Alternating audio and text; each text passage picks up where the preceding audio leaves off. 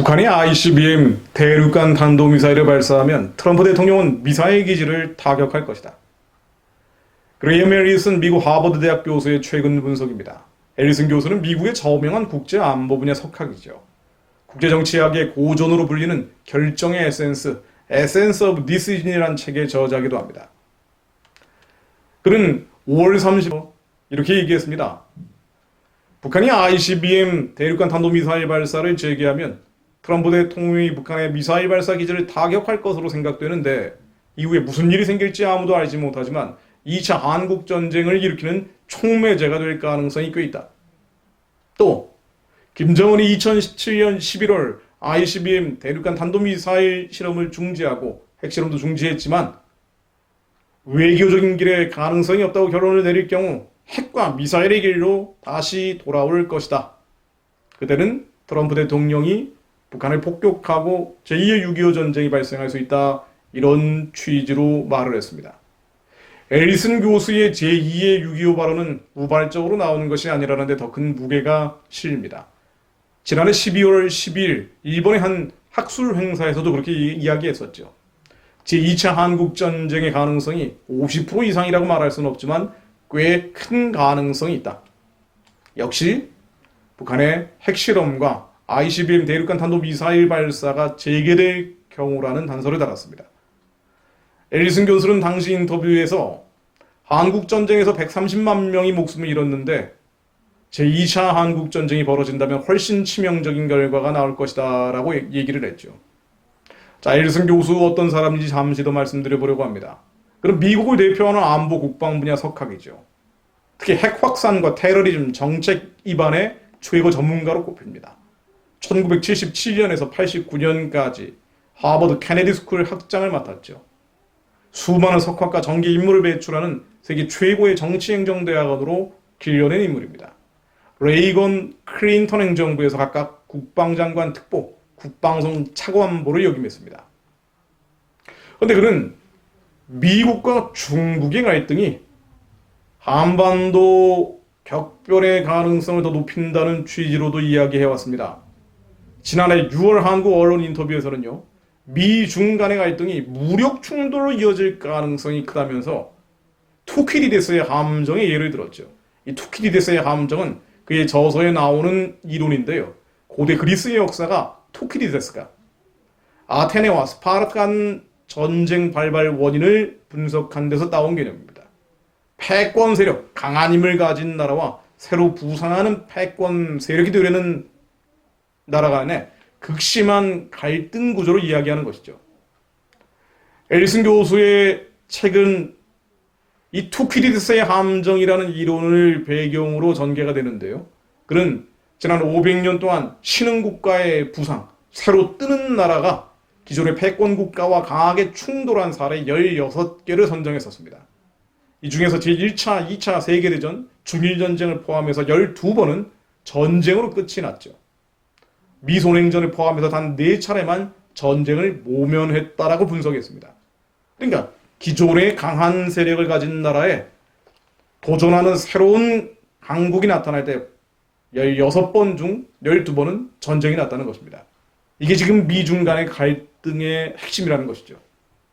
앨리슨 교수는 미중 관계를 투키디데스의 함정이 적용되는 17번째 사례로 봅니다.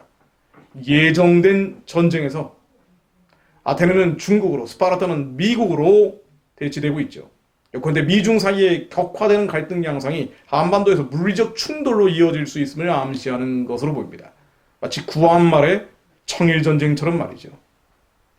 북한의 ICBM 대륙간 탄도미사일 발사가 미국의 북한에 대한 제한적 폭격으로 이어질 것인지 또는 미중 간의 충돌이 한반도 전쟁의 형태로 부딪힐 것인지 누구도 정확한 예측을 할 수는 없습니다. 무엇보다 미국이 북폭을 한다고 할 때 그것이 김정은 정권의 코피만 흘리게 하는 것이 될지, 즉 제한적 폭격이 될지, 아니면 북한 체제 전체 붕괴로 이어질지, 아니면 앨리슨 교수가 지적하는 것처럼 제2의 6.25로 비화될지 예측하기 어렵습니다. 그러나 폭력과 무력, 완력에 의한 한반도 문제 해결은 예상치 못한 고통을 불러올 가능성이 높죠. 이런 흐름을 중단할 수 있는 변수가 무엇이 있을까요? 두 가지를 생각해 볼 수 있습니다. 즉, 미국의 제한적 폭격이든 미중 간의 충돌이 한반도에서 전쟁으로 비화되든 아니면 제2의 6.25 사변이 나오든 이런 무력, 폭력, 완력에 의한 한반도 문제 해결의 흐름을 끊을 수 있는 두 가지 길이 있다면 무엇일까요? 첫 번째는 미국이 북한의 요구, 그 뒤에는 중국의 요구를 다 들어주는 것입니다. 주한 미군을 철수하고 한미동맹을 해체하고 미국이 한반도에서 손을 털어버리는 것이죠. 남북한 연방제가 만들어지고 북한은 중국의 속국으로 남하는 중국의 변방으로 빨려 들어가는 모델이죠. 한반도 전역이 북한과 중국의 영향력 아래 넘어가는 미래입니다. 이런 해결책이 있을 수 있죠. 북한의 요구, 중국의 요구를 다 들어주는 겁니다.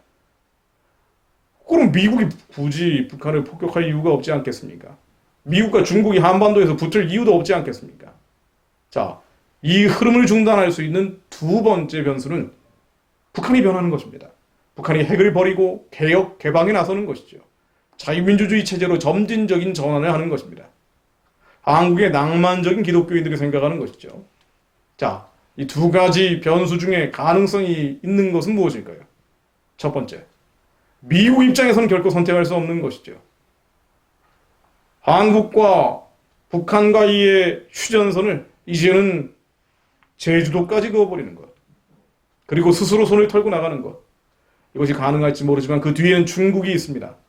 패권 국가 사이에 나는 패권을 버리겠습니다라고 스스로 국가적 자살을 선택하라는 것인데요. 그런 선택을 미국이 할 수는 없겠죠. 자, 두 번째.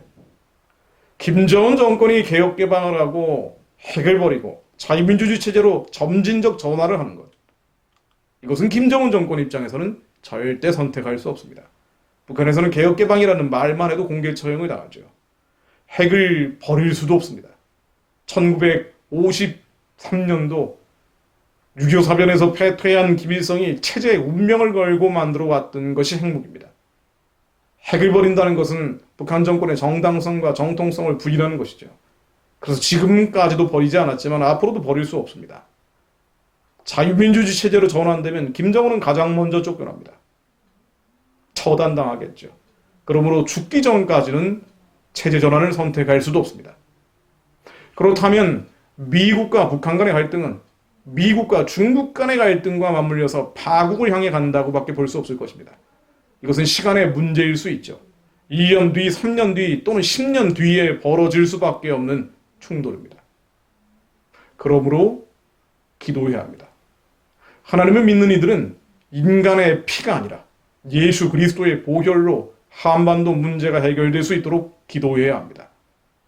폭력과 무력, 완력에 의한 북한 체제 붕괴 이전에 우상 숭배의 진이 평화적으로 스스로 자기가 파놓은 함정에 빠져 무너져 내릴 수 있도록 기도하는 것입니다. 남은 자들의 기도, 부르짖음이 오늘도 멈추지 말아야 될 이유가 바로 여기 있습니다.